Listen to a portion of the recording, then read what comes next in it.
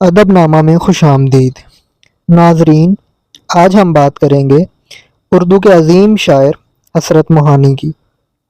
تخلص حسرت، اصلی نام سید فضل الحسن، پیدائش اناف اتر پردیش 1875، وفات لکھنؤ 1951۔ اگر کسی ایک شخص میں ایک بلند پایہ شاعر، ایک عظیم مگر ناکام سیاستدان، ایک صوفی درویش اور مجاہد، ایک صحافی، نقاد اور محقق، اور ایک کانگریسی، مسلم لیگی، کمیونسٹ اور جمعیت علماء کی بہت سی شخصیتیں ایک ساتھ جمع ہو سکتی ہیں تو اس کا نام سید فضل الحسن حسرت موہانی ہوگا۔ حسرت موہانی اگر اردو غزل کا ایک بڑا نام ہے تو یہ وہی تھے جنہوں نے ملک کو انقلاب زندہ باد کا نعرہ دیا، انگریزوں کے خلاف گوریلا جنگ کی وکالت کی، مہاتما گاندھی کو سودیشی تحریک کی راہ سمجھائی، سب سے پہلے ہندوستان کی مکمل آزادی کا مطالبہ کیا، ملک کی تقسیم کی مخالفت کی، آئین ساز اسمبلی اور پارلیمنٹ کے ممبر ہوئے، گھر میں سلے بغیر استری کے کپڑے پہنے، ٹرین کی 3rd کلاس اور شہر کے اندر یکا پر سفر کیا، چھوٹے سے مکان میں قیام کرتے ہوئے گھر کا سودا سلف خریدا اور پانی بھرا، اور یہ سب تب تھا جب ان کا تعلق ایک جاگیردارانہ گھرانے سے تھا۔ سیاست کو نہ وہ راس آئے نہ سیاست ان کو راس آئی۔ ان کی موت کے ساتھ ان کی سیاسی جدوجہد محض تاریخ کا حصہ بن گئی، لیکن شاعری ان کو آج بھی پہلے کی طرح زندہ رکھے ہوئے ہے۔ حسرت موہانی لکھنؤ کے قریب اناف کے قصبے موہان میں پیدا ہوئے۔ والد اظہر حسین ایک جاگیردار تھے اور فتح پور میں رہتے تھے۔ حسرت کا بچپن ننہال میں گزرا۔ ابتدائی تعلیم گھر میں حاصل کرنے کے بعد مڈل اسکول کے امتحان میں سارے صوبہ میں اول آئے اور وظیفہ کے حقدار بنے۔ پھر انٹرنس کا امتحان فتح پور سے 1st ڈویژن میں پاس کیا، جس کے بعد وہ علی گڑھ چلے گئے، جہاں ان کی زندگی یکسر بدل گئی۔ کہتے ہیں کہ اودھ کی تہذیب کے پروردہ حسرت علی گڑھ پہنچے تو اس شان سے کہ ایک ہاتھ میں پاندان تھا، جسم پر نفیذ انگرکھا اور پاؤں میں پرانی وضع کے جوتے۔ جاتے ہی خالہ اماں کا خطاب مل گیا اور سجاد حیدری الدرم نے ان پر ایک نظم مرزا پھویا لکھی، لیکن جلد ہی وہ اپنی غیر معمولی صلاحیتوں کی بنا پر علی گڑھ کے ادبی حلقوں میں مقبول ہو گئے۔ ساتھ ہی اپنے انقلابی خیالات کی وجہ سے اس وقت کے انگریز دوست کالج حکام کے لیے مسئلہ بھی بن گئے۔ اس وقت حسرت کے شب و روز یہ تھے کہ دن رات شعر و سخن کی محفلیں گرم رہتی، یونین ہال میں تقریریں ہوتی اور سیاسی حالات پر بحثیں کی جاتی۔ سجاد حیدری الدرم، مولانا شوکت علی، قاضی تلمذ حسین، ابو محمد ان کے ساتھیوں میں سے تھے۔ 1902 میں کالج کے جلسہ میں حسرت نے اپنی مثنوی مشاعرہ شعرائے قدیم دارالم خیال سنائی، جسے بہت پسند کیا گیا۔ اس جلسہ میں فانی بدایونی، میر مہدی مجروح، امیر اللہ تسلیم جیسی شخصیتیں موجود تھیں۔ اسی زمانہ میں حسرت نے کالج میں ایک مشاعرہ کا اہتمام کیا، جس میں کچھ ایسے پڑھے گئے جن پر فحش ہونے کا الزام بھی لگایا گیا، حالانکہ ویسے شعروں سے اردو شعراء کے دیوان بھرے پڑے ہیں۔ بات اتنی تھی کہ حسرت کی سرگرمیوں کی وجہ سے کالج کا پرنسپل ان سے جلا بیٹھا تھا اور اسے حسرت کے خلاف کارروائی کا بہانہ مل گیا۔ انہیں کالج سے نکال دیا گیا، البتہ امتحان میں شرکت کی اجازت دی گئی۔ حسرت نے BA پاس کرنے کے بعد اعلیٰ سرکاری ملازمت حاصل کرنے کے بجائے خود کو ملک و قوم کی خدمت اور شاعری کے فروغ کے لیے وقف کر دیا۔ انہوں نے علی گڑھ ہی سے ادبی اور سیاسی رسالہ اردو معلیٰ جاری کیا۔ اسی دوران میں انہوں نے قدیم اردو شعراء کے دیوان تلاش کر کے انہیں ایڈٹ اور شائع کیا اور انڈین نیشنل کانگریس میں شامل ہو کر آزادی کی جنگ میں کود پڑے۔ سیاسی طور پر وہ کانگریس کے گرم دل سے تعلق رکھتے تھے اور بال گنگادھر ان کے قائد تھے۔ وہ موتی لال نہرو اور گوکھلے جیسے نرم دل کے لیڈر کی نکتہ چینی کرتے تھے۔ 1907 میں کانگریس کے صورت اجلاس میں بال گنگادھر کانگریس سے علیحدہ ہوئے تو وہ بھی ان کے ساتھ الگ ہو گئے۔ وہ انگریزوں کے خلاف گوریلا جنگ کے حامی تھے۔ ہندوستان کی جنگ آزادی کا انقلاب زندہ باد کا نعرہ دینے والے حسرت ہی تھے۔ اردو معلّہ میں آزادی پسندوں کے مضامین برابر چھپتے تھے اور دوسرے ممالک میں بھی انگریزوں کی حکمت عملیوں کا پردہ فاش کیا جاتا تھا۔ 1908 میں ایسے ہی ایک مضمون کے لیے ان پر مقدمہ قائم کیا گیا اور 2 سال بامشقت کی سزا ہوئی، جس میں ان سے روزانہ 1 من گیہوں پسوایا جاتا تھا۔ اسی قید میں انہوں نے اپنا مشہور شعر کہا تھا، ہے مشق سخن جاری چکی کی مشقت بھی، ہے مشق سخن جاری چکی کی مشقت بھی، ایک طرفہ تماشا ہے شاعر کی طبیعت بھی۔ اس قید نے حسرت کے سیاسی خیالات میں مزید شدت پیدا کر دی۔ 1921 کے کانگریس کے احمد آباد اجلاس میں انہوں نے مکمل آزادی کا مطالبہ کیا، جس کو اس وقت کے کانگریس لیڈروں نے قبل از وقت قرار دیتے ہوئے منظور نہیں کیا۔ حسرت کو 1914 اور 1922 میں بھی گرفتار کیا گیا۔ 1925 سے ان کا جھکاؤ کمیونزم کی طرف ہو گیا۔ 1926 میں انہوں نے کانپور میں پہلی کمیونسٹ کانفرنس کا استقبالیہ خطبہ پڑھا، جس میں آزادی کامل، سوویت ریپبلک کے طرز پر سوراج کا قیام اور سوراج قائم ہونے تک کاشتکاروں اور مزدوروں کی فلاح و بہبود پر زور دیا۔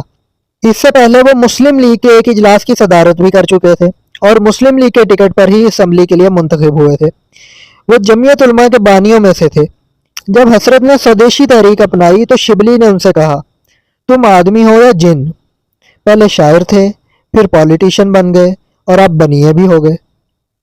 حسرت کی شخصیت کا دوسرا اہم پہلو ان کی شاعری ہے۔ حسرت کی شاعری سرتاپا عشق کی شاعری ہے، جو نہ تو جرت کی طرح کبھی تہذیب سے گرتی ہے، نہ مومن کی طرح ہجر و وصال کے جھولوں میں جھولتی ہے۔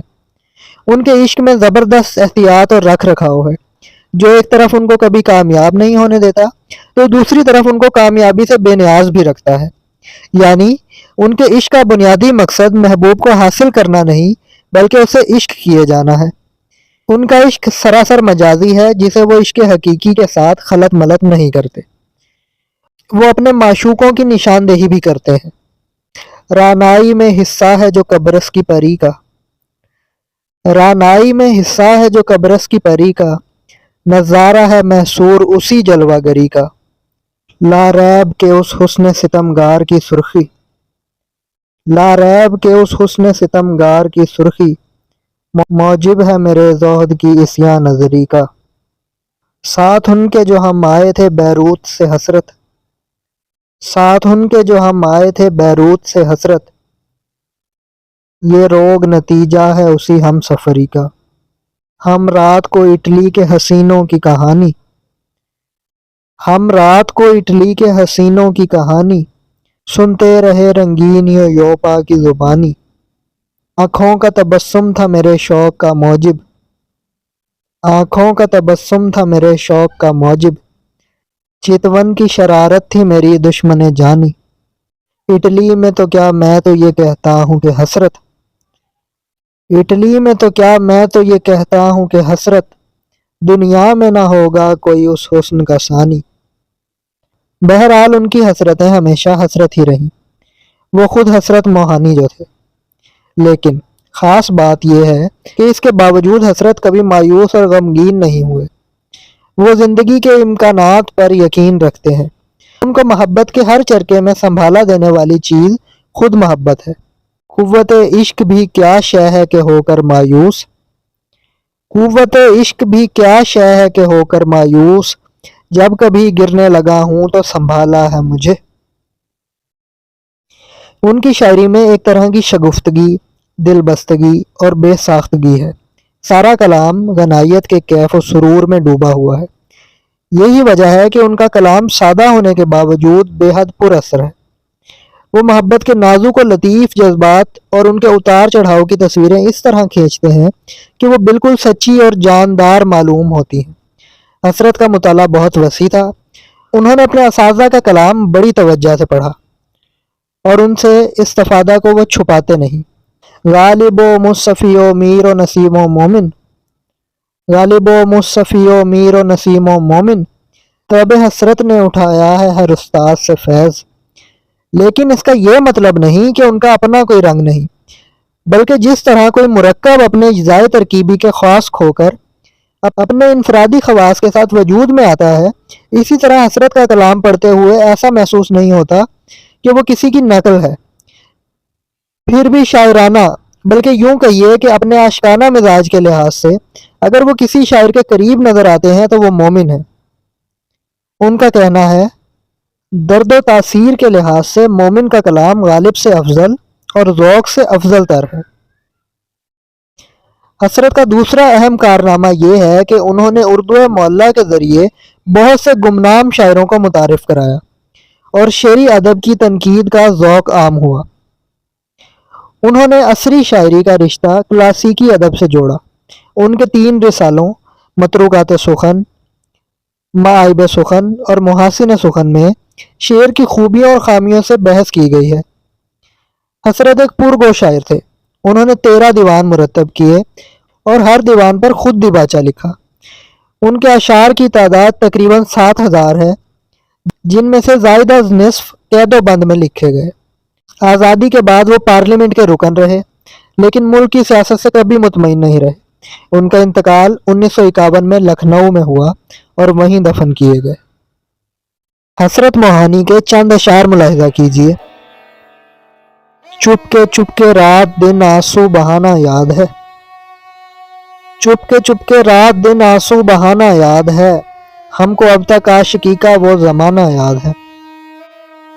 نہیں آتی تو یاد ان کی مہینوں تک نہیں آتی، نہیں آتی تو یاد ان کی مہینوں تک نہیں آتی، مگر جب یاد آتے ہیں تو اکثر یاد آتے ہیں۔ چوری چوری ہم سے تم آ کر ملے تھے جس جگہ، چوری چوری ہم سے تم آ کر ملے تھے جس جگہ، مدتیں گزریں پر اب تک وہ ٹھکانہ یاد ہے۔ آرزو تیری برقرار رہے، آرزو تیری برقرار رہے، دل کا کیا ہے رہا رہا نہ رہا۔ وفا تجھ سے اے بے وفا چاہتا ہوں، وفا تجھ سے اے بے وفا چاہتا ہوں، میری سادگی دیکھ کیا چاہتا ہوں۔ تیری محفل سے اٹھاتا غیر مجھ کو کیا مجال، تیری محفل سے اٹھاتا غیر مجھ کو کیا مجال، دیکھتا تھا میں کہ تو نے بھی اشارہ کر دیا۔ ہم کیا کریں اگر نہ تیری آرزو کریں، ہم کیا کریں اگر نہ تیری آرزو کریں، دنیا میں اور بھی کوئی تیرے سوا ہے کیا۔ برسات کے آتے ہی توبہ نہ رہی باقی، برسات کے آتے ہی توبہ نہ رہی باقی، بادل جو نظر آئے بدلی میری نیت بھی۔ خرد کا نام جنوں پڑ گیا جنوں کا خرد، خرد کا نام جنوں پڑ گیا جنوں کا خرد، جو چاہے آپ کا حسن کرشمہ ساز کرے۔ کٹ گئی احتیاط عشق میں عمر، کٹ گئی احتیاط عشق میں عمر، ہم سے اظہار مدعا نہ ہوا۔ دوپہر کی دھوپ میں میرے بلانے کے لیے، دوپہر کی دھوپ میں میرے بلانے کے لیے، وہ تیرا کوٹھے پہ ننگے پاؤں آنا یاد ہے۔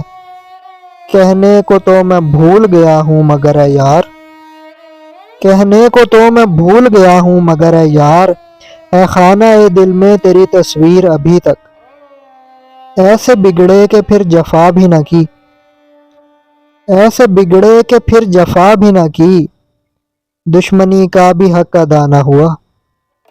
دیکھنے آئے تھے وہ اپنی محبت کا اثر، دیکھنے آئے تھے وہ اپنی محبت کا اثر، کہنے کو یہ ہے کہ آئے ہیں عیادت کے لیے۔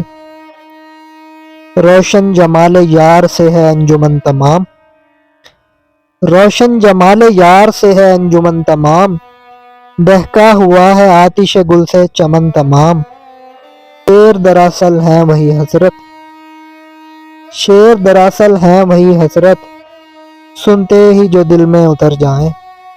آپ کو آتا رہا میرے ستانے کا خیال، آپ کو آتا رہا میرے ستانے کا خیال، صلح سے اچھی رہی مجھ کو لڑائی آپ کی۔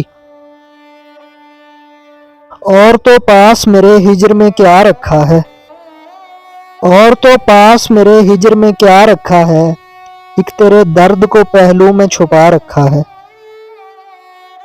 واقف ہیں خوب آپ کے طرز جفا سے ہم، واقف ہیں خوب آپ کے طرز جفا سے ہم، اظہار التفات کی زحمت نہ کیجیے۔